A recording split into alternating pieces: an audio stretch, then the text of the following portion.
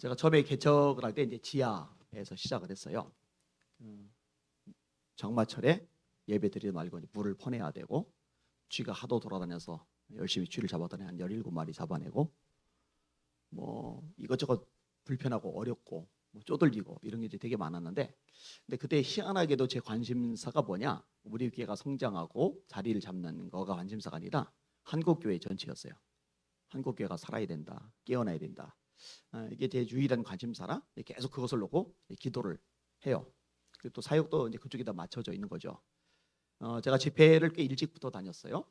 대학교 2학년 때부터 제 집회를 다녔으니까. 그리고 이제 30대가 넘어가면서 사실 많이 알려지면서 이제 여기저기 이제 집회를 다녀요. 집회를 다니는 목적도 간단합니다. 한국교회 살리는 거, 한국교회 깨우는 거. 그게 제 관심사예요. 이미 뭐 아시는 분들도 많겠지만 저는 몸 상태가 사실 멀쩡하지는 않습니다. 왼팔이 하나가 없고 팔이 하나 없다 보니까 이 척추, 목, 허리 다 이렇게 휘어져 버렸고, 이쪽 팔 과부하 걸렸고, 그리고 이제 여기저기 이제 문제들이 많단 말이에요. 근데 제가 이제 어느 정도까지 하나님 앞에 기도를 했냐면, 하나님, 제가요 몸 상태가 지금도 엉망진창이고 여기저기 안 아픈 데가 없지만, 만약에 제가 몸이 지금보다 더 아파져서 그것 때문에 더 많은 사람이 구원받고 한국교회가 살아날 수 있다면 제 몸 더 아프게 해주세요. 그만큼 저한테는 절박한 문제가 한국교회에 관련된 문제였습니다. 이제 꽤 된 것 같아요. 뇌 수술을 제가 또 받았거든요. 뇌 수술 받기 전에 의사가 전날에만 3번이나 위험하다고 아주 으르렁 돼가지고 사람 겁주려고 애를 썼는데, 그때조차도 살려주세요, 고쳐주세요, 아내 아기들 어떡합니까, 이런 기도는 안 나오는 거예요. 저는 기도가 안 나오면 안 하거든요. 제 기도는 그때도 딱 하나예요. 하나님, 한국교회 살려주세요, 한국교회 깨워주세요. 옛날보다 좋은 건물 많고 학력 수준 높고 경제력 괜찮고 또 사회 지위 배경 폼 나고 그럴듯한 거 너무 많은데, 근데 예전처럼 기도의 불이, 성령의 불이 타오르지 않으니까 교회가 메가리가 없습니다. 힘을 못 씁니다. 하나 한국교회 제발 좀 불붙게 해주세요. 성령의 불로 좀 활활 타오르게 해주세요.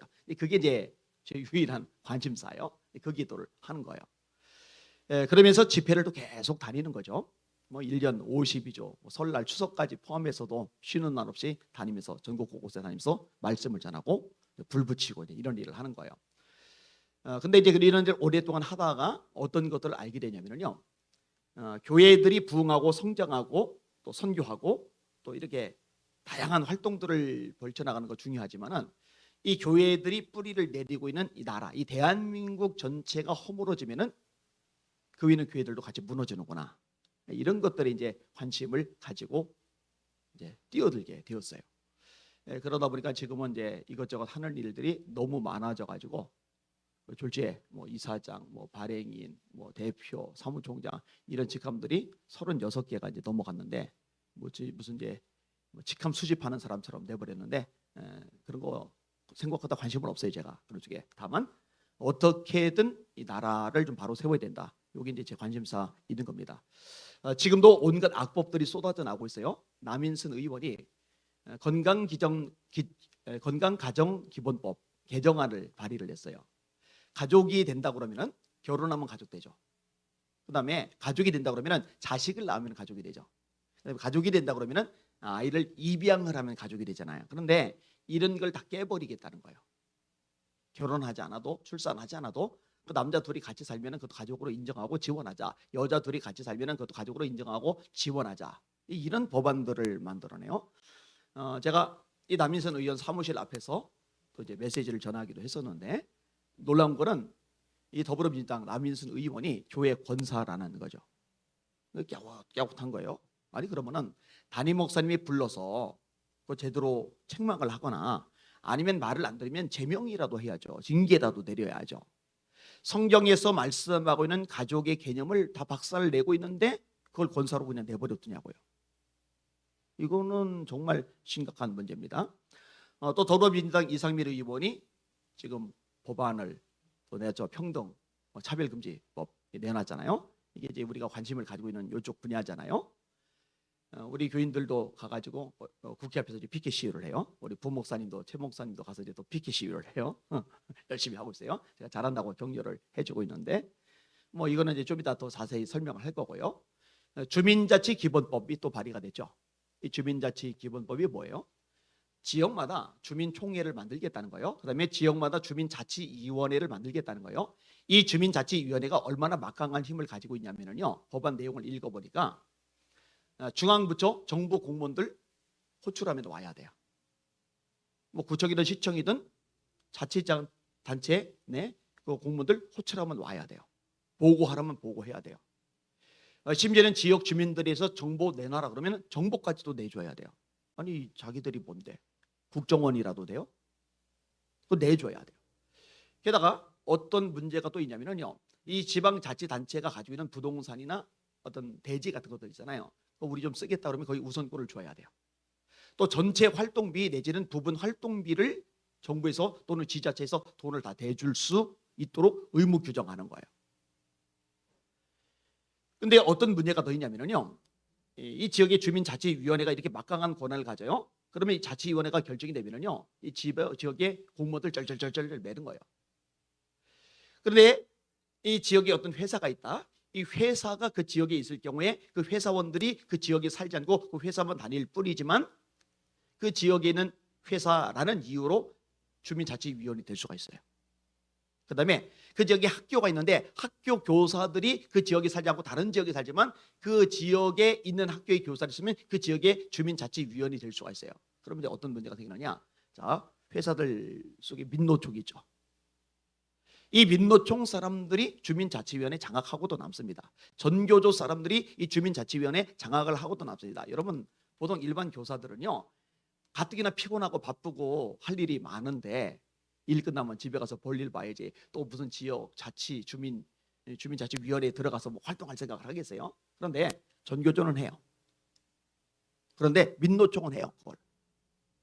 이런 일들이 자꾸 발생을 하는 거죠. 사실 이게 특정 정당을 비방하고 특정 정당을 지지하고 이런 개념 없어요. 박근혜 대통령 때 할랄 단지 조성이 막 확산되려고 그럴 때 그 시청 서울역 광장 앞에서 할랄 단지 반대 국민 대회가 열렸어요. 그때 이혜원 의원, 이만석 목사님, 제가 강사죠. 이명박 대통령 때 스쿠크 법안, 샤리아 금융, 이슬람 금융을 끌어들이려고 했었죠. 우리나라는 말레이시아에 원자력 발전소를 수출하고 거기로부터는 샤리아 금융을 받아들이고 이 경제가 이제 지상 과제니까 그때 반대하죠. 왜냐? 그 하나님의 말씀에 어긋나니까 이슬람 문 열어주면 안 되잖아요. 그죠? 근데 지금도 마찬가지예요. 이 더불어민주당이 잘못된 법안을 자꾸 만들기 때문에 이것과 싸우게 되는 거지 특정 정당 지지, 특정 정당 반대 그런 차원이 아니에요. 사실은요. 5.18 특별법 같은 것도 상당히 이제 문제가 심각한데 5.18에 대해서 비판을 하면 처벌받는 법안. 헌법에 표현의 자유가 보장이 되어 있는데 그거를 짓밟는 거죠. 방역법도 마찬가지예요. 미국 같은 경우는요. 연방대법원에서 판결을 내렸습니다. 코로나19 방역보다 종교 활동이 우선한다. 수정헌법 1조에 의한 것이다. 왜 이런 판결이 나왔냐면요. 이 민주당 주지사들이 지역에 있는 교회들, 종교단체들 예배 인원을 제한하는 거예요. 25%만 들여라 이렇게. 방역 때문에 어쩔 수 없다 이렇게. 근데 이걸 다 위헌 판결을 내려버려서 이제 주지사들이 예배 인원 제한하는 걸 못하게 돼버렸어요. 근데 우리나라도 종교의 자유가 헌법에 보장이 되어 있거든요. 근데 방역법을 가지고 이 종교의 자유를 찍어 누르는 거예요. 예배 인원 20%만 모여라. 예배 인원 10%만 모여라. 그리고 예배 인원 20명 이내로만 모여라. 여러분 이거는 말이 안 되는 거예요. 큰 교회들은 예배당이 3,000석, 5,000석 막 이렇게 돼요. 그런데 20명만 모여서 예배를 드려라. 이게 말이 안 되는 거예요. 지하철은 740만 대요. 매일 바글바글 달라붙어 있잖아요. 여러분 여의도에 더 현대 서울이라고 백화점 하나가 열렸어요. 하도 난리를 치길래 제가 한번 가봤어요. 그게 개장이 되고 나서요 10일 동안에요 200만 명이 다녀가거든요. 200만 명. 그러면 하루에 20만 명. 근데 거기는요 경찰들이 와보지를 않아요. 저희 교회만 해도요 이놈의 경찰들이 공무원들이요 수요 예배도 오고 금요 예배도 오고 주일도 오고 어떨 땐 주일에 한 벌에 3벌씩도 오고 막 와. 여러분 이거는 정상이 아닙니다. 작년 말에 교회 폐쇄법이라는 이름은 붙이지 않았지만 방역법을 빌미로 교회를 폐쇄할 수 있는 교회 폐쇄법이 통과가 되었잖아요. 이런 법들이 자꾸 만들어지고 있어요. 이런 것들을 보면서 가만히 있으면 안 되는데 왜냐면 교회가 허물어지는데 이 생각을 자꾸만 하게 되는 겁니다. 자, 이제 원점으로 돌아서 차별금지법 관련해서 이야기를 좀 나누도록 하겠습니다. 동성애자들은 예전에도 있었어요. 고대도 있었고 중세도 있었어요. 그런데 지금에 와서 굉장히 많이 부각이 되고 있죠. 그동안엔 스스로를 드러내지 않았는데 이제는 스스로를 드러내고 있어요. 홍석천 같은 연예인 커밍아웃을 하잖아요. 그죠?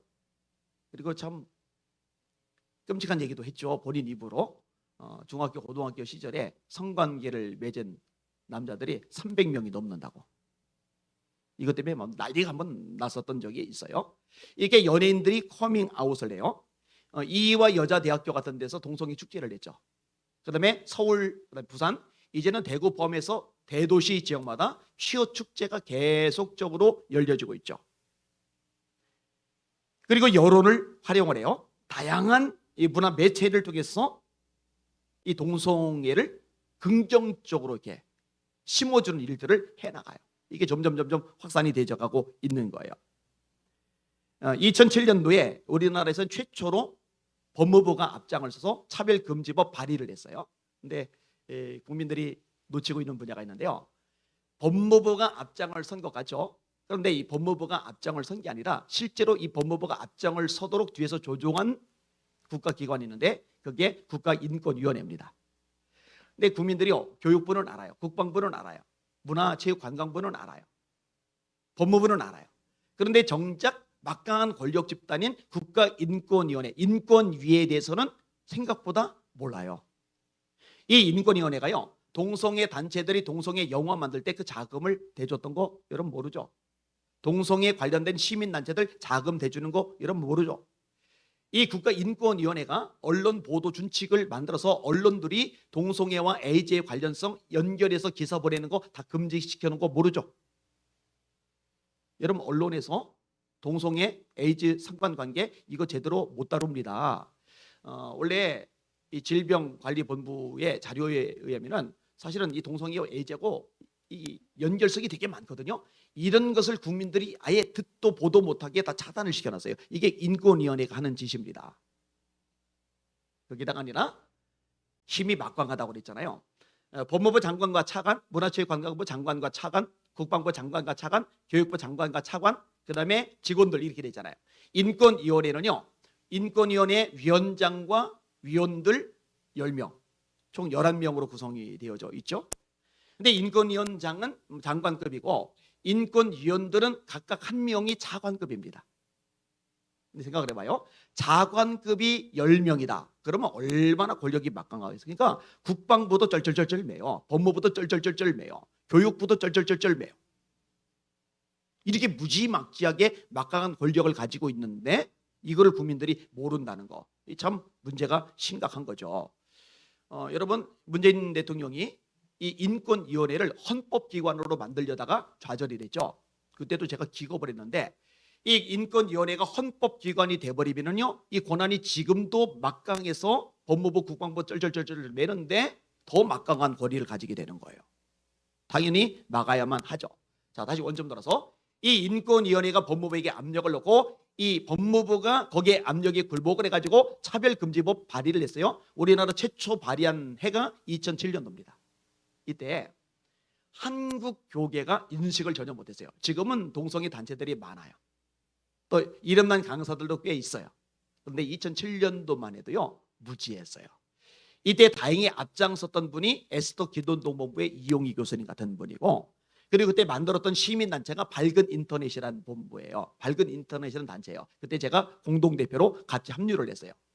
그리고 그때 법무부 홈페이지에다가 항의 글을 올리는 운동을 벌였었는데 얼마나 그때 많은 사람들을 동참시켰냐면요, 법무부 홈페이지가 역사상 최초로 다운이 돼버릴 정도로, 법무부 홈페이지가 다운될 정도로 항의가 많이 달리니까 그제서야 다음날 일간지에서 이거를 기사로 내버리기 시작을 했어요. 그리고 이제 시간이 지나면서 이게 얼마나 심각한 파괴력을 지니는지 알게 되면서 한국교회가 연합하고 움직이기 시작한 거죠. 정말 잘된 현실이라고 생각을 합니다. 나라들 같은 경우 보면요, 여론을 만들어요, 문화를 만들어요, 그리고 나서 법을 만들어요. 우리나라도 그 수순을 따라가고 있습니다. 뉴질랜드는 1997년 인권법이 통과가 되었죠. 독일은 2006년 일반 균등 대우법이 통과가 되었죠. 멕시코는 2013년도에, 미국은 1866년 시민권리법, 1872년 교육수정법 제9편 이런 식으로 점점점 발전해 나가고, 영국은 1975년 성차별법, 오스트레일리아는 1977년 차별금지법 이런 것들이 이제 통과가 되었어요.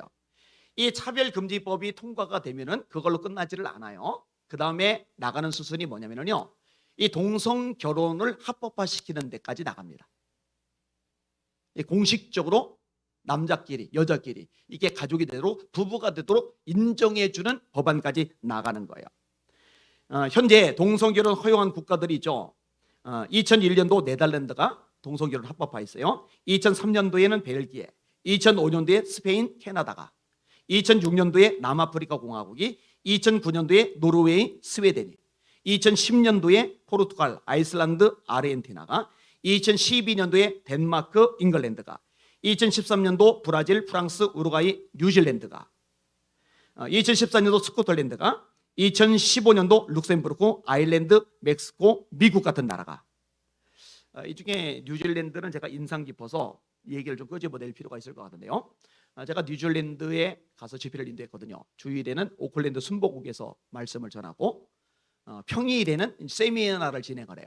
근데 뉴질랜드에서 사역하던 목사님 한 분이 오셔서 통곡을 하면서 그 지역 상황을 이야기를 해주더라고요. 이 뉴질랜드가요, 얼마나 기독교가 강성하던 나라냐면요, 인구의 80% 정도가 예배를 드리던 나라였답니다. 말 다 한 거죠. 근데 그 정도가 아니에요. 우리나라 애국가가 괜찮잖아요. 동해물과 백두산이 마르고 닳도록 하나님이, 원래 하나님인데 이게 하느님으로 언제부터 바뀌었어요. 이 교회가 이런 거 신경을 못 써서 바뀐 거예요. 하느님이 보아서 우리나라만 이런데요, 이 뉴질랜드 국가는요, 노래는요 완전히 찬송가 수준일 정도로. 그리고 이 뉴질랜드는요, 세계에서 선교사를 두 번째로 많이 보내던 나라였어요. 지금은 대한민국이죠. 근데 여러분 아셔요?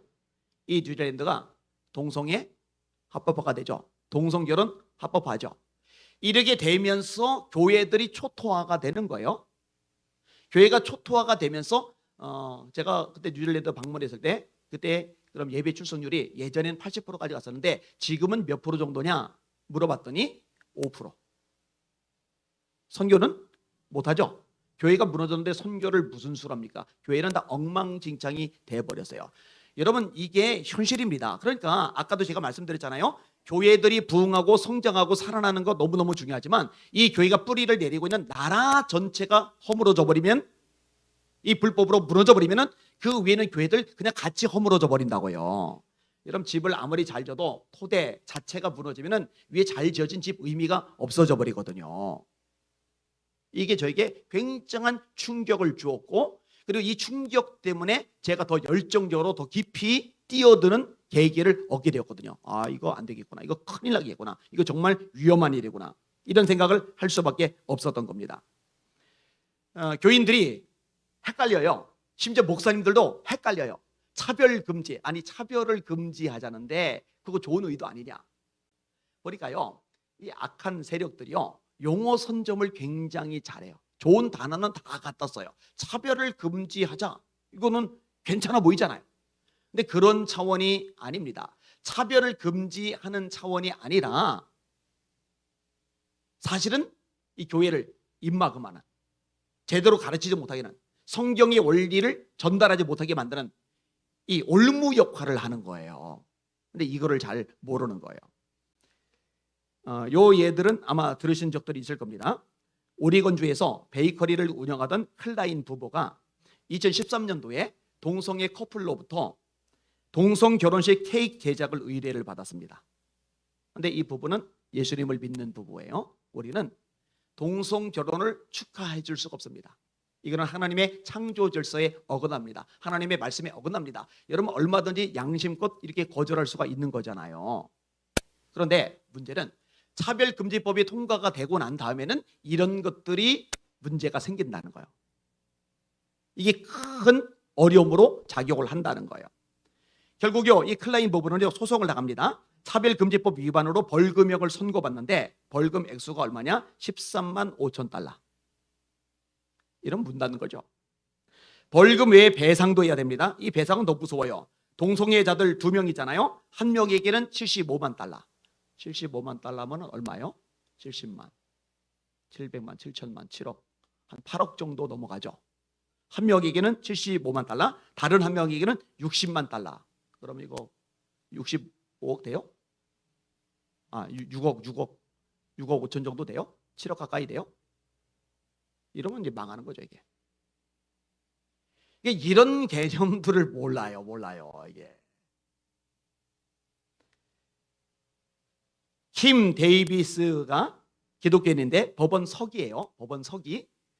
근데 이런 그에게 동성 결혼 증명서를 발급하라는 명령이 떨어져요. 그런데 이 사람이 신앙 양심을 가진 거예요. 나는 예수 믿는 사람입니다. 동성 결혼 증명 발급서 저는 만들어 줄 수가 없습니다. 여러분 예수 믿는 사람들은 어쩔 수 없잖아요. 당연히 그렇게 해야죠. 근데 이것 때문에요, 문제가 발생합니다. 켄터키주 연방법원 데이비드 버닝 판사가 이 킴 데이비스를 법정 구속시켜 버렸어요. 감옥 갔어요. 이런 거를 몰라요.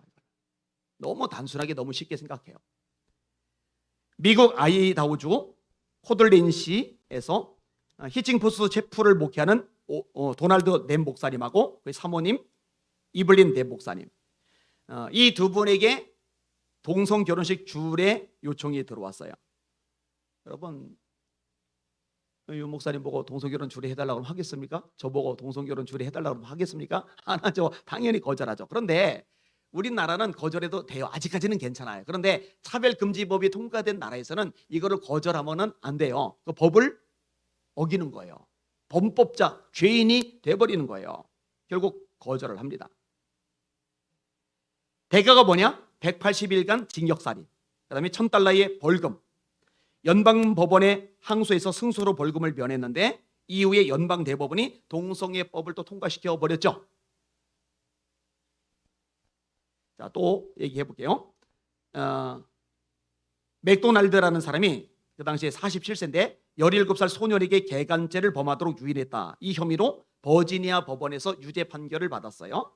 항소했는데 또 유죄 판결을 받았어요. 그러다가 2013년도 6월 25일 제4차 순회 항소법원이 버지니아주의 개간금지법이 위헌이라는 판결을 내려요. 어떻게 돼요? 이제 무죄가 된 거죠. 2003년도에 연방대법원이 모든 개간금지법이 위헌이라는 판결을 내렸기 때문에 이제 이후로는 이거 걸고 넘어질 길이 없는 거예요. 이 말이 안 되잖아요. 끔찍하잖아요. 미국 매사추세츠주의 유치원에서 아이들이 동성애가 정상이라고 배워요. 우리나라는요, 지금 차별금지법이 통과도 안 됐는데 통과되기 전인데도 지금 학교에서 특별히 혁신학교들 중심으로 교육을 잘못 시켜나가고 있는 거 아세요? 친구 목사님이 애들 교과서 보다가 기겁을 하는 거예요. 성은 남자와 여자 둘만 아니라 다양한 성이 있다. 이거를 왜 초등학생들한테 가르치는데요? 우리는 통과되기 전부터 지금 벌써 가르쳐 나가고 있어요. 이거 다 바로 잡아 나가야 됩니다. 다시 원점으로 와서 유치원에서 동성애가 정상이다. 이걸 왜 배우냐고요? 이런 거 부모에게 통지가 안 됩니다. 5살짜리 아이에게 그거 가르치는 거 원하지 않아요. 그래서 아버지가 유치원을 안 보내겠다고 그랬어요. 어떻게 됐는지 아세요? 감옥 갔어요. 그게 감옥 갈 일입니까? 이 현실입니다. 캐나다 차별금지 법안이 통과됐죠. 교과 과정이 굉장히 충격적입니다. 여러분 우리나라도 점점 심각해져 가는데 우리 이제 김수진 집사님이 지금 곳곳마다 돌아다니면서 교육감 제대로 뽑도록 이 운동을 좀 펼쳐져 나가고 있어요. 지금 서울시 교육감이 조유현 씨죠. 제가 우리 교인들 보고 대놓고 설교를 합니다. 조유현 씨 찍은 사람 전부 다 회개하라고. 박원순 찍은 사람 전부 다 회개하라고. 박원순 씨가 퀴어 축제 전폭적으로 지지하던 사람이잖아요. 그렇게 죄를 짓는데 앞장을 서는 사람을 표를 주는 것은 예수 믿는 사람 아닌 거죠. 그리고 조희열 같은 사람 표 주는 사람 예수 믿는 사람이라 보기 어려운 거죠. 이 조윤씨가 학생종합인권회의관을 통과시켰죠. 거기에 뭐가 들어가 있어요? 청소년들 성전환 수술 해주는 내용이 들어가요. 미친 거 아니에요? 아니, 애들이 초등학생, 중학생, 고등학교 애들이 그 어린 시절에 인성이 잘 자라도록 교육감이 그런 데 관심을 가져야죠. 또 그때 지성이 자라는 시간 있잖아요. 알찬 교육을 받도록 거기에 관심을 가져야죠. 아니 무슨 애들 성전환 수술 시켜주겠다고 호들갑을 떱니까? 이 바보 천치 같은 짓을 하는 거예요. 원래 이 성전환 수술의 최고 권위를 가진 학교가 존스 홉킨스 대학입니다. 근데 이 존스 홉킨스 대학이 성전환 수술 안 하겠다고 선언을 해버렸어요. 왜 선언했는지 아세요? 성전환 수술을 해줬어요. 그럼 더 행복하게 살 줄 알았는데 성전환 수술자들의 우울증 퍼센티지가 압도적으로 높고 심지어 자살률은 폭발적으로 들어가는 거예요. 성전환 수술을 해주는 게 절대로 도움이 안 되고 오히려 자살률 높이고 우울증도 심해지고, 그러니까 우리 이런 수술을 안 해주겠다라고 끊어버렸는데 이 세계 최고의 전문가 집단도 이게 유익이 없다고 끊어버렸는데 전문가 집단도 아니죠. 무식한 거죠. 의료에 대해서. 근데 그런 사람이 교육감이라는 권한을 가지고서 성전환 수술 허용하겠다 이딴 짓이나 하고 있으니 얼마나 끔찍하고 안타까운 일입니까? 차별금지법이 통과되면요 더 심해질 겁니다. 통과되기 전부터도 이 모양인데요. 서울시 교육감이 1년에 쓸 수 있는 돈이 쓰는 돈이 6조예요. 6조. 교육 대통령입니다. 교회가 사실 이런 부분에도 관심을 가져야 돼요. 손 놓고 있다가는요 애들 다 망칩니다. 사실 지금 공교육이 다 무너져서 기독교 대안 학교들을 좀 만들어야 된다고 제가 좀 요즘 계속 말하는 거예요. 교회들 규모가 있으면 힘이 있으면 전부 다 학교들 세워야 된다고. 그래서 일주일 내내 학교에서 쓸데없는 거 배우다가 교회 와서 1시간 예배 드리면서 성경적인 가치관을 배우면 인생관이, 역사관이, 세계관이, 가정관이 제대로 바뀌겠느냐고요. 근데요 지금 또 법을 만들어 가지고요 미션 스쿨들 또는 기독교 대안 학교들 지금 다 초토화시켜 가려고 하고 있어요. 요것도 좀 막아내야 되는데 어떡하나 좀 손댈 게, 신경 쓰고 관심 가질 게 너무 많아가지고 고민이 좀 되고 있어요. 네, 가슴 아픈 현실이죠. 자, 교과과정 얘기를 했는데 캐나다 교과과정이 어떻게 되느냐? 3학년 만 9세 때 동성 결혼이 정상이며 남성이나 여성이 되는 것은 스스로 결정하는 거다. 성자기 결정권이라는 거죠. 이거를 9살짜리한테 가르치는 거예요. 남자인데 나 오늘부터 여자 할래. 그럼 여자가 된다는 거예요. 여자인데 나 오늘부터 남자 할래. 그러면은 남자가 된다는 거예요. 말이 안 되죠. 이 별 끔찍한 거. 이걸 9살짜리부터 가르치는 거예요. 여러분 차별금지법 통과된 나라에서 심각한 문제점 중에 하나가 뭐냐면요. 여자, 남자 이 구분이 무너져 버리잖아요. 남자인데 여자래요. 그 여자니까 어떻게 되느냐? 운동 경기에 여자 선수로 참가를 해요. 자, 레슬링 경기에 참가했어요. 이 실제 상황입니다. 그러면 남자가 레슬링을 더 잘합니까? 여자가 레슬링을 더 잘합니까? 우승을 해버리는 거예요. 육상에서 나 여자야. 여자 경기에 참가해요. 그리고 우승을 해버리는 거예요. 이런 말도 안 되는 짓들이 지금 세계 곳곳에서 벌어지고 있는 거예요.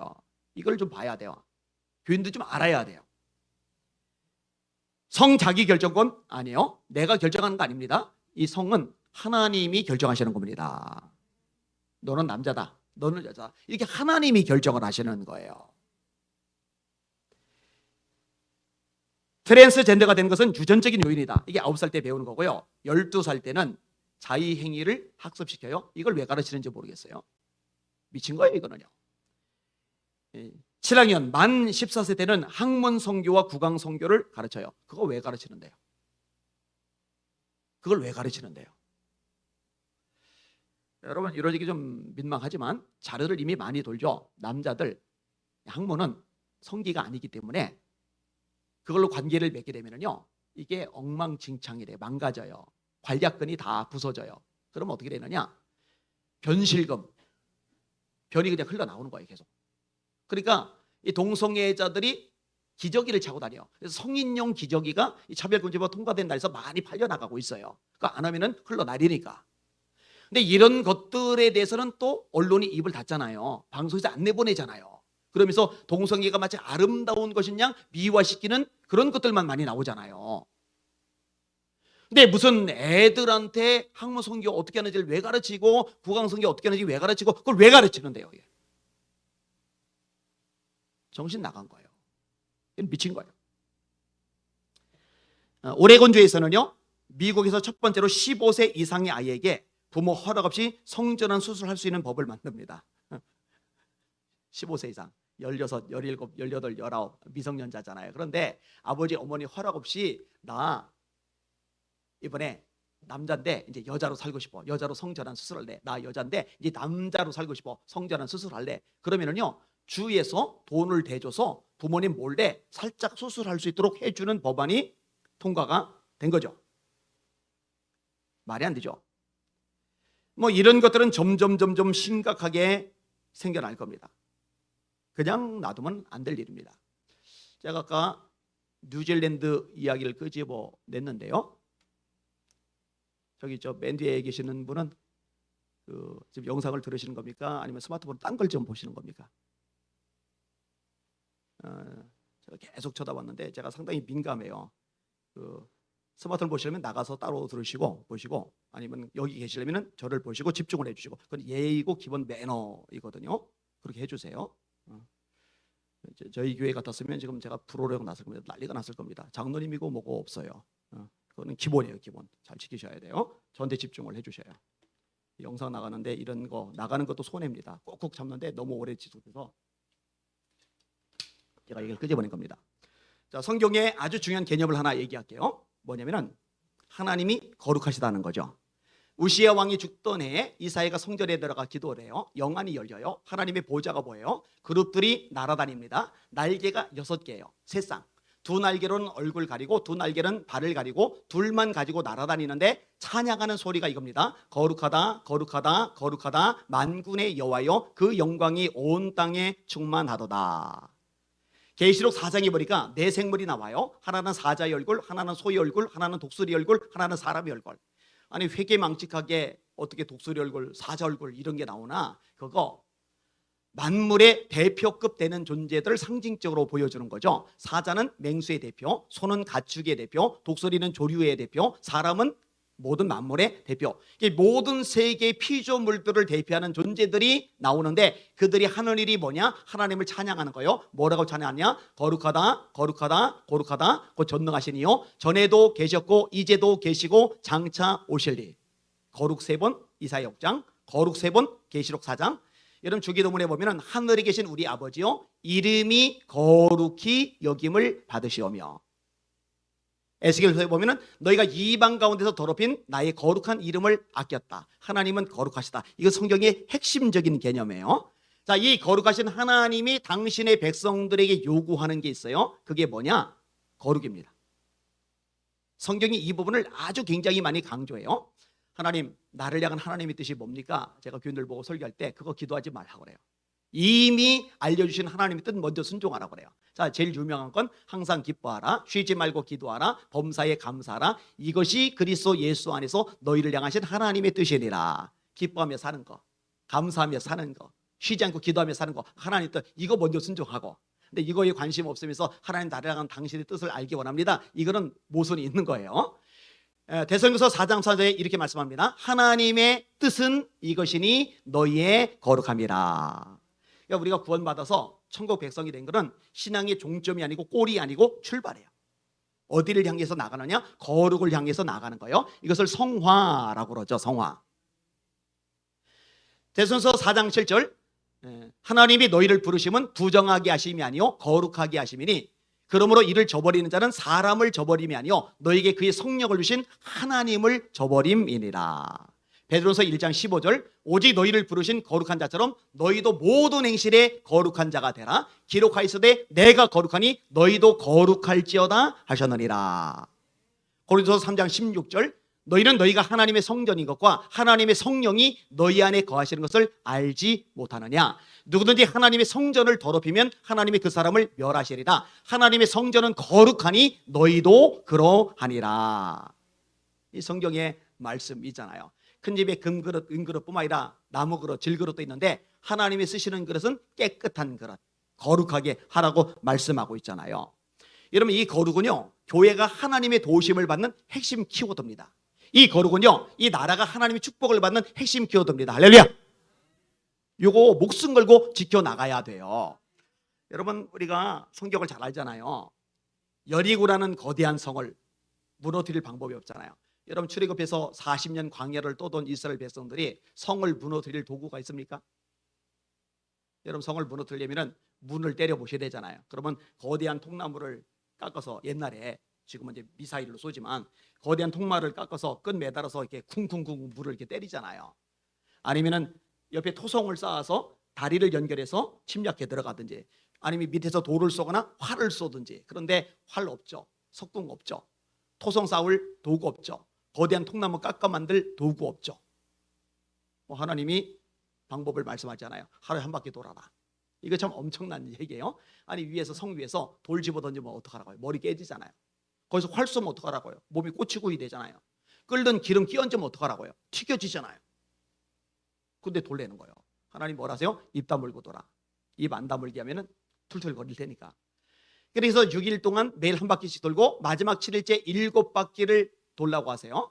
그리고 마지막 바퀴 돌 때 외치게 만드는데 성이 저절로 무너져 내린단 말이에요. 난공불락의 요새 이 여리고성이 무너져 내렸단 말이에요. 그런데 이 여리고 지나서 다음번에 만난 성이 아이성이라는 조그만 성입니다. 그러니까 백성들도 얕잡아보고 우리 다 갈 필요 없습니다. 2~3천 명만 보냅시다. 그런데 져요. 이스라엘 백성이 죽어요. 왜 졌어요? 왜 죽었어요? 죄 때문에. 아간의 범죄 때문에. 하나님이 뭐라고 하시느냐? 너희 가운데 죄가 있어. 이거 해결하지 않으면 내가 다시는 너희와 함께 있지 않을 거야.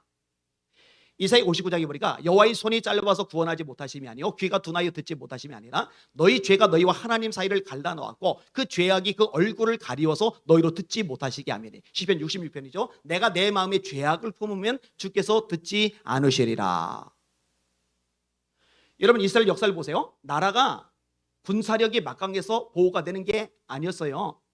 경제력이 탄탄해서 보호가 되는 게 아니었어요. 외교를 잘해서 보호가 되는 게 아니었어요. 구약의 핵심 개념 중에 하나가 뭐냐? 다윗의 고백 속에서 나와요. 골리앗 앞에서 이렇게 말합니다. 너는 칼과 창과 단창으로 내게 나오거니와 나는 만군의 여호와 이름 곧 네가 모욕하는 이스라엘 군대의 하나님의 이름으로 내게 나아가노라. 그가 너를 내 손에 넘기시리니 내가 너를 쳐서 네 목을 베고 오늘 블레셋 군대의 시체로 공중에 세워 땅에 들짐승게 해주어 온 땅으로 이스라엘의 하나님의 있을 줄 알게 하겠고 또 여호와의 구원하심이 칼과 창에 있지 않음을 이 무리에게 알게 하리라. 전쟁은 여호와께 속한 것인즉 전쟁은 여호와께 속한 것이죠. 그가 너희를 우리 손에 넘기시리라. 할렐루야. 이게 전쟁이 하나님께 속했다는 거예요. 하나님이 함께 하시면 이겨요. 하나님이 도와주시면 이겨요. 여러분 사울 때만 해도 블레셋 때문에 얻어 터져요. 사사시대 때만 해도 메소포타미아 왕 구산 리사다임 때문에 고생을 합니다. 가나안 왕 야빈 군대장관 시스라 때문에 생고생을 합니다. 모압 왕 에글론 때문에 고생을 합니다. 미디안, 암몬, 아람, 에돔 이런 나라들 때문에 생고생을 해요. 그런데 다윗이 왕이 되고 나서는요 에돔의 수비대를 둬요. 아람이 조공을 바쳐요. 모압이 조공을 바쳐요. 암몬이 쩔쩔매요. 블레셋이 깨갱해요. 근데 이게 왜 가능하느냐? 다윗이 어디를 가든지 여호와께서 이기게 하시리라. 다윗이 어디를 가든지 여호와께서 이기게 하시리라. 이 표현이 계속 나오거든요. 전쟁은 하나님께 속했다는 거예요. 그런데 하나님이 함께하지 않으시면, 하나님이 돕지 않으시면 망하는 거예요. 패배하는 거예요. 이거는요 대한민국의 생활이 걸린 문제고 우리 한국교회의 생활이 걸린 문제입니다. 하나님이 거룩하시고 우리에게 거룩을 요구하는데 죄를 합법화시키고 이거를 정정당당하게 대한민국의 멀쩡한 법으로 확립을 시켜버리면 교회가 나만할 수가 있겠냐고요. 뉴질랜드 교회 꼴 되는 거예요. 그러니까 한국교회가 이거 결사적으로 목숨을 걸고 막아내야 됩니다. 근데요 제가 지금 굉장히 우려하고 있는 것 중에 하나가 뭐냐면요 이 기독교, 이 교계 내부에 악성 종양 같은 존재들이 있다는 거예요. 제가요 생각이 많이 바뀌었어요. 제가 한 4년, 5년 전까지만 해도요 내부 총질은 하지 말자. 내부 총질은 하지 말자. 이 생각이었어요. 그래서 목사님들 어지간하면 안 건드려요. 교계 단체들 어지간하면 안 건드려요. 그런데 지금은 생각이 달라졌어요. 봐요. 암세포는요 내부에 있는데 내 몸이 아니에요. 사실은 내부에 있는데 그거를 제거해야 내 몸이 살아요. 이게 교회 내부에 있는 것 같은데 사실은 아닌 거예요. 요거를 제거를 해야 예수님의 몸인 교회 전체가 살아요. 제가 이거를요 이제는 명확하게 인식하고요 이제는 과감하게 이 부분을 해나가고 있어요. 자, 예를 들어서 수원 영광제일교회 이동환 목사라는 사람이 퀴어 축제에 참석해서 꽃잎을 뿌려주면서 동성애자들에서 축복 기도를 해줬어요. 여러분, 이거 해주면 안 됩니다. 죄를 어떻게 축복해 줍니까? 회개하라고 그래야죠, 거기 가서. 그런데 어떻게 됐느냐? 이동안 이 사람에게 정직 2년 처분이 내려져요. 그러니까 2년이 지나면 목사직에 다시 복직할 수가 있다고 되는 거예요. 그러면 안 돼요. 이거 제명해야 됩니다. 이거 제명해야 돼요. 뭐 이런 게 한두 가지 문제가 아니더라고요. 제가 손원영 교수에 대해서 지금 계속 걸고 넘어지고 있는 중인데, 서울기독대학교 전 교수죠. 이 사람이 잘렸어요. 왜 잘렸느냐? 예수님은 육바라밀을 실천한 보살이었다. 와, 난 쇼크 받았어요. 예수님은 육바라밀을 실천한 보살이었다. 최근에도 부활절에 교인들 데리고 절에 갔죠. 템플스테이. 그러더니 너무 좋다고 우리 기독교인들이 좀 절에 가서 템플스테이 좀 자꾸 하라고 이걸 공개적으로 얘기를 해요. 미친 거예요, 이거는요. 그런데 이런 사람을 그 학교 이사장이 복직시키려고 하는 거예요. 근데 총장이 지금 맡고 있는 거예요. 그 총장님을 제가 내일 만납니다. 이강병 총장인데 훌륭해요. 근데 이사장 이거 속아내야 돼요. 그리고 감리교단 목사님들하고 제가 통화를 하는데, 아니 예수님을 육바라밀 실천한 보살이었다라고 말하면 이건 이단도 넘어간 건데 왜 이런 사람 제명을 안 하느냐라고 물어봤더니 그 목사님이 이 양반 손원원 교수하고 가까이 지내는 목사들이 있는데 그들이 자꾸 방패막이를 한다는 거예요. 제가 볼 때는요, 그들도 속아내야 됩니다. 이게 다 가짜들이에요. 여러분, 성경에서 예수님은요 하나님이십니다. 성경이 핵심 가르침이에요. 태초에 말씀이 계시리라. 이 말씀이 하나님과 함께 계셨으니 이 말씀은 곧 하나님이시리라. 그러니까 태초에 하나님과 함께 계셨고 만물이 그로 말미암아 지은 것이 하나라도 그것 없이는 된 것이 없나니라. 그 안에 생명이 있었으니 이 생명은 사람들의 빛이라. 골로새서 1장에 그는 예수님은 보이지 아니하시는 하나님 형상이요 모든 피조물보다 먼저 나시니 하늘과 땅에서 보이는 것들과 보이지 않는 것들이 그로 말미암아 창조되었고 그를 위하여 창조되었다. 도마가 뭐라고 고백해요? 나의 주시며 나의 하나님이십니다. 예수님은 4대 성인 따위가 아니에요. 보살 따위가 아니에요. 예수님은 하나님이십니다. 여러분, 하나님의 아들이라고 고백하죠. 베드로가 주는 그리스도시요 살아계신 하나님의 아들입니다. 예수님이 굉장히 기뻐하세요.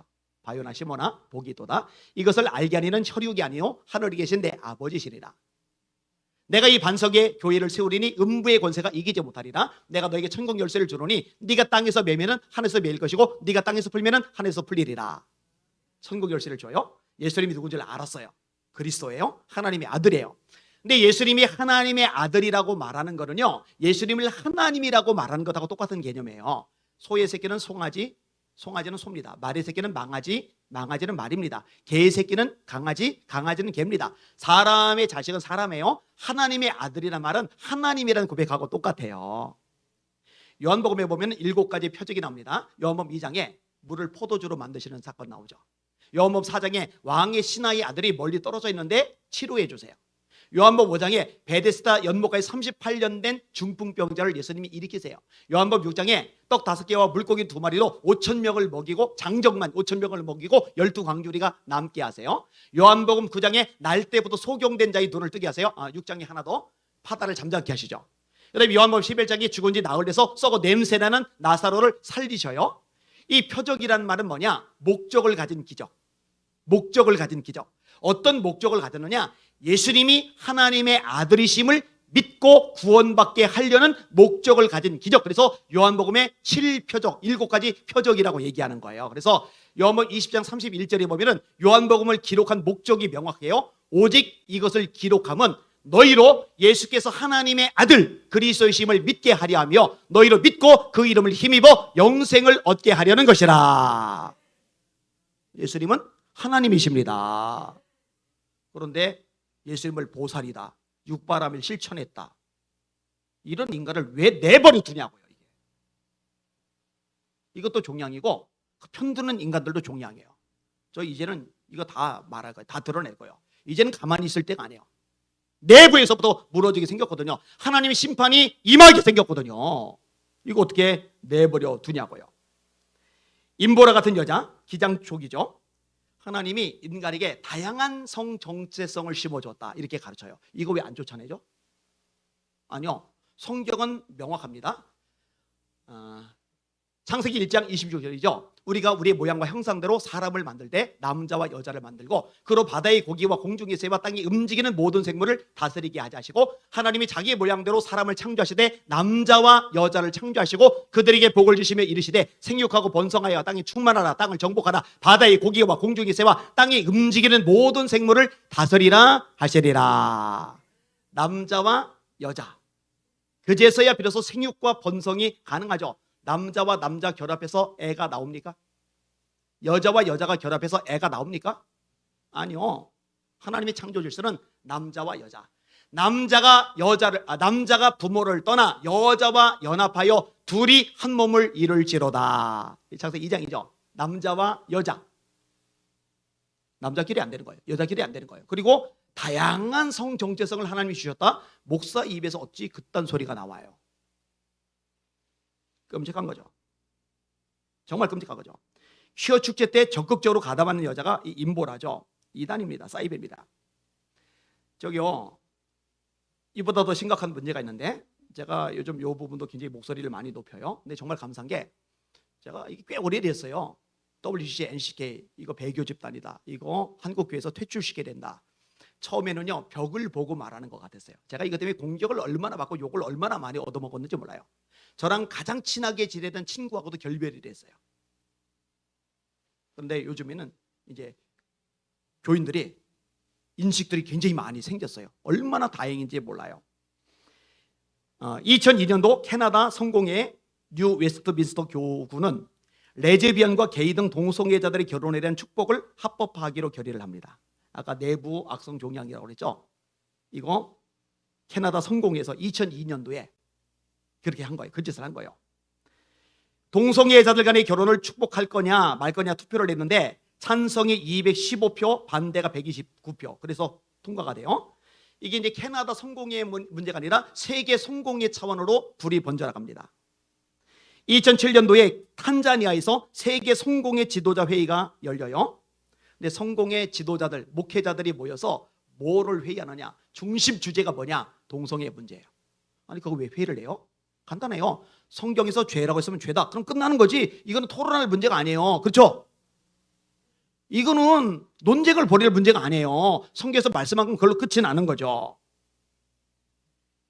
나이지리아 대주교인 피터 아키놀라는 반대하는 입장, 미국 성공의 수자 주교인 캐서린 제퍼 처리는 지지하는 입장. 그죠? 2004년 7월에 미국의 커다란 기독교 교단 중 하나인 유나이티드 처치 오브 크라이스트 UCC가 25차 총회를 열었는데 이때 총회가 있던 첫날에 동성애 통과를 지지하는 사람들이 동성애를 상징하는 보라색 삼각형 스티커하고 무지개 핀을 나눠줘요. 이게 교회 내부에서 일어나는 일들이에요. 교회 밖에서 정치인들이 동성애 지지 단체들이 벌인 게 아니라 동성 결혼을 지지하는 내용의 핀이나 스티커, 옷 이것을 가방에 들고 나와요. 그리고 총회는 결국 동성 결혼을 지지한다는 결의문을 통과시켜버렸습니다. 미국 장로회도 통과시켰죠. 이거는 최근에요. 올해 안 됐어요.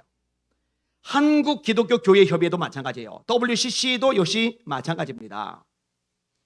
1993년 미국 미네아폴리스에서 개최된 세계교회 협의회 주최 여성대회 때 미국 침례교회 소속 목사이자 레즈비언인 레디언 비숍이 교회 안에서의 레즈비언 예언자의 소리라는 발제를 해요. 이 발제에서 어떤 얘기를 했느냐? 성경에 나오는 마르다와 마리아는 자매가 아니라 레즈비언 커플이다. 그러면 거기 교계 지도자들이 모였잖아요. 끌어내려야죠. 소리라도 질러야죠. 아니면은 이거는 배교 집단이라고 뛰쳐나가기라도 해야죠. 근데 다 옹호를 해요. 여러분, 나사로의 누이 마르다와 마리아가 레즈비언 커플이에요? 성경은 자매로 나오잖아요. 자매로. 이런 짓거리들을 해요. 여러분, 이것만이 아닙니다. 다윗과 요나단을 동성애자로 보는 거 아세요? 그리고 예수님이 사랑하시는 제자가 있죠. 사도 요한을 말하는데 예수님과 그 사랑하시는 제자 요한을 동성 커플로 해석하는 거 아세요? 이거는요 신성 모독입니다. 이거. 그런데 왜 내버려 두죠? 왜 그거를 방치하고 구경만 하고 있는 거죠? 똑같은 집단인 거예요. 똑같은 집단. 이거 뭔가가 잘못됐어요. 여러분 NCCK가요 차별금지법 공식 지지 선언을 했습니다. 그러면 성공회, 통합, 감리교단 이런 교단들이 막 들고 일어나야죠. 박살을 내야죠. 우리 후원금 안 낸다 그래야죠. 왜 가만히 소닥 보듯이 구경을 하고 있죠? 이건 심각한 거예요. 이거 굉장히 심각한 거예요. 아까 목사님하고 김동호 목사라는 사람에 대해서 얘기를 했는데 이 김동호 요 사람 나쁜 사람입니다. 날깃에 통해서 사람을 지금까지도 현혹을 하고 있죠. 이 사람은요 동성애 이 합법화를 막으려고 애를 쓰는 사람들을 공격하는 사람입니다. 예수님이 죄 없는 자가 돌로 치라고 말씀하셨다. 이거 왜 동성애들을 돌로 치냐 그 얘기를 하는 거예요. 그런데 그 다음에 예수님이 가서 다시는 죄를 범하지 말아라 그 말씀하신 건 왜 얘기를 안 하느냐고요. 제가요 여러 차례 문제 제기했어요. 목사님이 딱 한마디만 입으로 나는 차별금지법 반대한다 이 한마디만 하면은 저는 더 이상 문제 제기 안 하겠습니다 하는데 절대로 그 얘기 안 하죠. 이 김동호 목사님 만든 유명한 단체가 있죠. 청어람. 높은 듯 승의교회가 돈 내서 만든 게 청어람이죠. 이 청어람이 NCCK와 더불어 또 차별금지법 공식 지지 선언을 한 거 아세요? 자기가 만든 단체가 차별금지법 공식 지지 선언을 했어요. 그럼 자기가 그걸 반대를 하면은 혼을 내든지 돌이키게 하든지 사과 성명이라도 내야 되잖아요. 가만히 입 닫고 있어요. 그리고 날개에서 나 동성애 찬성 안 한다. 나쁜 사람이에요. 굉장히 나쁜 사람이에요. 근데 이런 사람이 교계 지도자로 존경을 받고 영향력을 행사를 하고 있어요. 이거 비극입니다. 다 솎아내야 됩니다. 정말 감사한 거는요.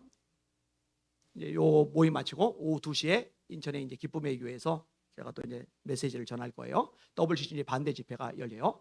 통합교단에서 7개 노회에서 탈퇴 결의를 했고요. 그저께 토요일에 제가 이제 방송을 유튜브로 내보냈어요. 충청연회 감리교단 충청연회에서 NCK WCC 탈퇴 결의를 했어요. 할렐루야. 정말 천만다행이죠. 거기 대의원들이 900명이 넘어가는데 900명 중에서 700명 정도가 찬성을 하고 근데 200명 정도는 탈퇴 결의에 찬성을 안 해서 그 200명도 문제가 있는 거예요. 그죠? 아무튼 참 감사한 일이죠. 이게 이제 전체 감리교단으로도 확산될 필요가 있고요. 이거 좀 바로잡아 나갈 필요가 있어요. 작년에 유스호스텔 공주에서 통합교단에 영향력 있는 이제 목사님들 또 장로님들이 모였어요. 제가 이제 기조 강연을 했어요. 그때 NCK 관련된 문제인데 이것이 이제 점점 다 이제 번져 나가고 있는데 이게 더 확산되도록 기도를 많이 해주시기를 주님의 이름으로 부탁을 드립니다. 자, 이 동성애자들이 문화라는 컨셉을 굉장히 잘 잡아요. 그래서요, 처음부터 합법화 쪽으로 가는 게 아니라요, 이 대중적으로 지지 기반을 만드는 겁니다. 그래서 잘 활용한 게 뭔지 아세요? 영화입니다. 영화. 이 동성애가 그럴듯하게 묘사된 영화들이 한둘이 아니에요. 그 다음에 또 뭔지 아세요? 웹툰입니다. 웹툰. 이 웹툰 어마어마한데요. BL이라고 하죠. BL. 브로맨스. 남자들끼리 이렇게 한 거. 그 다음에 여자들 동성애물을 백합물이라고 해요. 백합. 이게요 굉장히 많이 퍼졌는데 청소년들에게 영향을 너무 많이 미쳐가지고요 애들이 이게 멋있고 괜찮은 것이냐 생각을 해요. 아니 사랑에 남녀 구분이 어디 있느냐 이렇게 돼버려요. 이게 드라마 속에도 파고들었죠. 웹소설에도 파고들었죠. 이게 영향력을 엄청나게 미쳐가고 있는 거예요. 지난번에 우남 네트워크가 만들어져서 저희 교회에서 이제 모임을 가졌는데 제가 그때 그 얘기를 끄지 못했어요. 이승만 대통령에 대해서 역사 왜곡이 너무 많이 돼서 마치 죽일놈 취급하듯이 전교조들이 가르쳐 버렸는데 아닙니다. 그분이 굉장히 잘한 거예요. 잘못한 부분이 없는 건 아니지만 그래도 잘한 부분이 더 많아요. 네 가지를 이분이 주장을 해요. 하나는 자유민주주의, 두 번째는 자유시장경제, 세 번째는 한미동맹, 네 번째는 기독교 입국론. 이게 네 가지의 이제 기둥입니다. 이거 굉장히 다 가치가 있는 겁니다. 그 당시에 지식인들의 80%가 사회주의를 지지했어요. 근데 이승만 대통령은요, 미국을 왔다 갔다 하면서 국제 정세를 알아요. 공산주의, 사회주의로 가면 안 된다는 걸 파악하고서 우리 대한민국을 사회주의, 공산주의가 아니라 자유민주주의로 가도록 방향을 틀었던 인물이 그분입니다. 우리가 그때 공산주의로 갔다면 지금 북한 꼴 났겠죠. 통제사회, 사회주의 경제, 그걸로 가면 안 돼요. 자유시장 경제, 이게 맞아요. 이게 맞아요. 그 다음에 한미 연합, 이거 필요합니다. 여러분, 미국이 대한민국 땅에 버티고 있으니까 북한이 쉽게 못 건들고 중국도 한계를 지니는 거죠. 이 미군들 다 철수해버리면요, 이 대한민국 보호가 안 됩니다. 근데 이런 역할을 했는데 죽일 놈 취급을 해버리는 거예요. 그리고 이런 분위기를 굉장히 넓게 확산시켰던 게 뭐냐면요, 백년 전쟁이라는 영상입니다. 영상. 제가 그걸 보면서 야, 그래, 이승만 세미나도 좋다, 책도 좋다, 자료집도 좋다, 논문도 좋다. 그런데 청소년들 그 논문 책 안 봐요. 청소년만 그래요? 어른들 안 봅니다. 여러분들 이승만 책 한 권이라도 읽어보셨어요? 네? 논문집이라도 한 편이라도 읽어봤어요? 그런데 유튜브에 영상을 잘 만들어서 띄워놓으면요, 이거 엄청난 사람들이 보면서 영향을 받거든요. 근데 이런 것들을 저놈들은 정말 너무너무 잘 만들어서 아주 효과적으로 활용해가지고 청년들에게 일반 대중들에게 쫙 퍼뜨리는데, 이 옳은 일 하겠다는 사람들은요, 이런 쪽에 감각이 없는 거예요. 그런 감각이 없으면은, 감각 있는 사람들이 전면에 나서 일하도록 뒤에서 재정 지원해주고 이것저것 보탬을 대주면 되잖아요. 근데 또 그걸 안 해요, 제대로. 제가 이제 한기총이 쪼개지기 전에 우리나라 교계에서 최계 연합단체로 이제 움직일 무렵에 20주년을 맞아서 북한 인권 대성회가 열렸고 제가 논평을 맡았어요. 40대 새파랗게 젊은 목사가 그 엄청난 행사에 논평을 맡은 거예요. 근데 제가 대놓고 그런 얘기를 했어요. 이렇게 1년에 한 번 거대한 행사를 열어서 막대한 비용을 쓰는 것, 그리고 언론에 내보내는 것, 저는 의미 없다고 말하지는 않겠습니다. 그런데 이거는 한계가 있고요. 통일 세대의 주역은 다음 세대잖아요. 청소년들, 청년들 있잖아요. 근데 이런 거 세미나 열고 자료집 만들고 책을 발간해봐야 애들 관심도 안 둡니다. 그러니까 이 북한 인권에 대해서 영상을 임팩트 있으면서 재미도 있고 내용도 알차고 이런 걸 만들어서 배포를 하면은 이거 행사 이렇게 하는 거 반의 반만 비용 들여도 엄청나게 영향력을 미칠 겁니다. 그러니까 그렇게 좀 해주세요 했잖아요. 목사님들, 장로님들, 어르신들이 뭔 말인지 알아듣지도 못하더라고요. 이게 비극이에요. 그럼 본인들이 모르면 잘하는 사람들 있잖아요. 제가 인터넷 분야도 오래전부터 뛰어들었어요. 그래서 큰 교회들 다니면서 강연도 하고 그다음에 조직도 이것저것 만들고 그랬어요. 인터넷을 잡아야 청소년들, 청년들 안 놓친다. 이게 강의하던 내용 중에 하나입니다. 여러분 애들이요, 초등학생짜리들이 학교에서 숙제 내주면은요, 엄마 아빠 이거 숙제 내줬는데 이거 뭐야? 안 물어봐요. 물어볼 필요가 없어요. 왜냐면 네이버가 훨씬 대답을 잘해줘요. 그리고 전문 자료도 그 안에 다 있어요. 애들 앞에 나서 말하고 또 대면에서 말하는 건 잘 못해도요, 이 카톡 같은 걸로요, 이 SNS로 주고받는 거는요, 도 같았어요. 여러분 요즘 매출은요, 오프라인 매장보다 온라인으로 더 많이 매출이 올라요. 그래서 유통 대기업들도요, 이 모바일 쪽으로 다 막 이동을 해가고 있는 추세예요. 이게 막 시대가 급속도로 바뀌어가는 거예요. 여러분 옛날에는요, 전화, 국제 전화 한 번 하려면요 비용이 얼마나 많이 들어가요. 지금은요 보이스톡으로 통화를 하면은, 제가 아프리카에 있는 사람하고 통화를 종종 하거든요. 한 푼도 안 들고 시크 통화를 해도 돼요. 지금 유튜브 어마어마하잖아요. 그 영향력 막대하잖아요. 그래서 옛날에는 모델래 대통령요, 과학자요, 세월 지난 다음에 모델래 연예인요, 요즘 모델래 유튜버요, 이렇게 돼 있잖아요. 그런데요, 감이 없어요. 감이 없어요. 근데 교회 예배, 설교 방송 내보내는 것 외에는 감이 없어요. 그게 아니라 전 분야에 좋은 자료집 만들어서 이걸 유튜브 등에 쫙 퍼뜨려서 수많은 청소년들, 청년들, 일반 대중들이 접할 수 있는 이런 생태계를 만들어야 되잖아요. 이런 것들이 잘 안 되고 있는 거예요.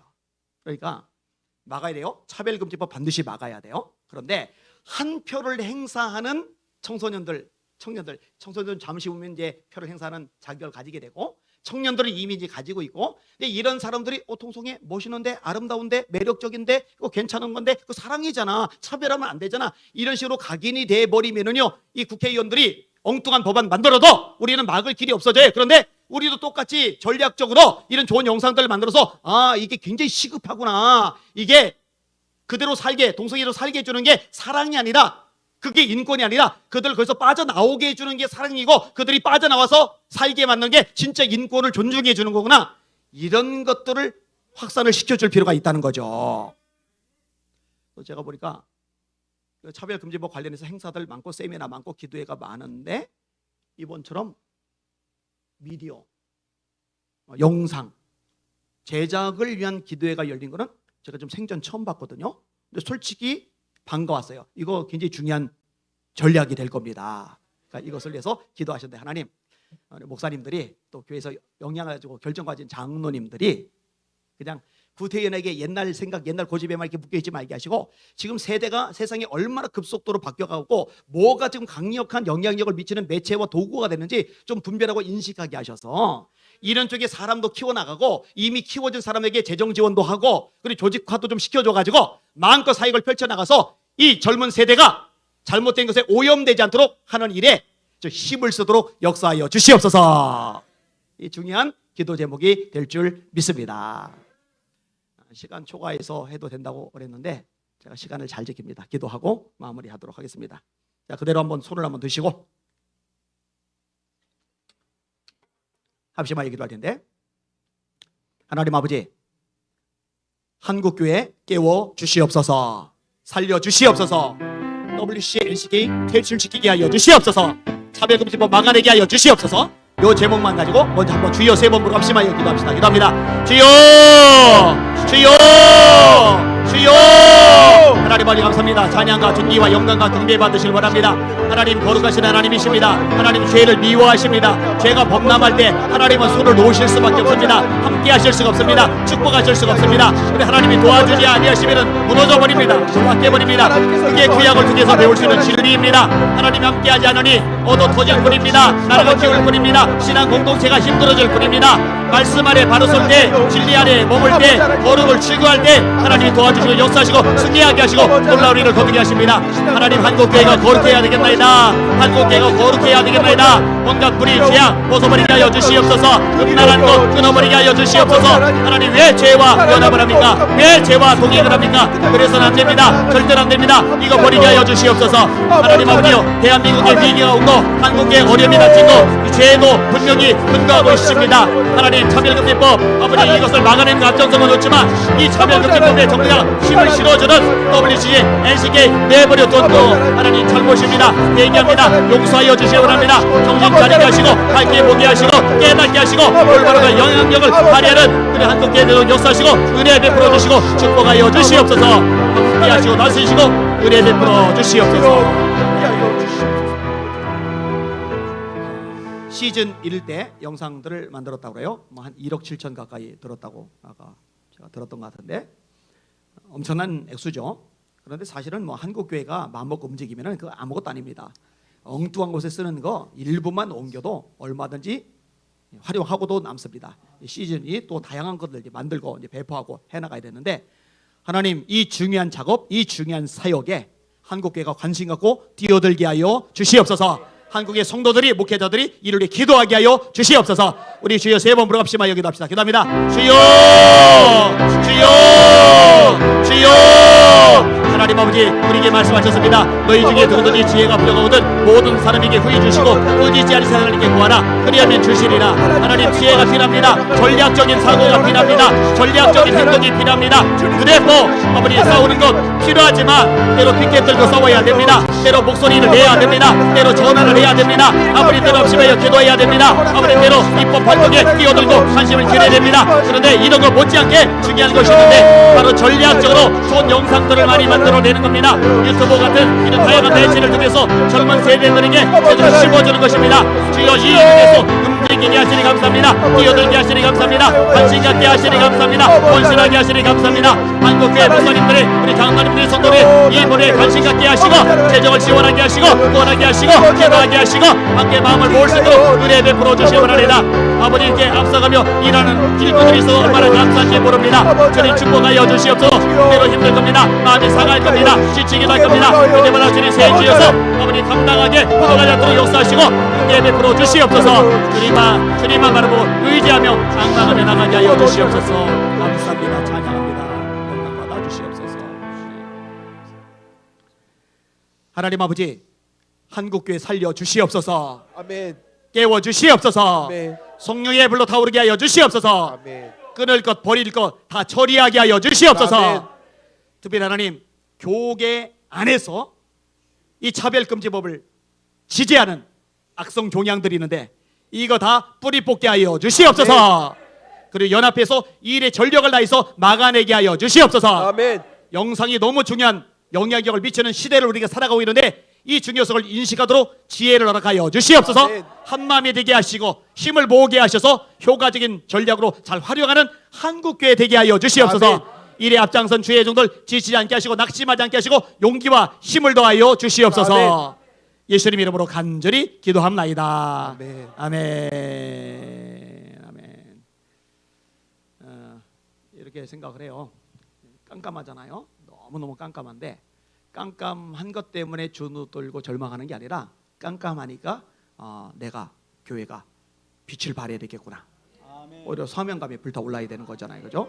뭐 짐이 무겁다고 이 짐 좀 내려놨으면 좋겠다. 그게 아니라 아무리 무거운 짐도 걷더니 질 만큼 강한 영적 허리와 다리를 가지면 되잖아요. 그죠?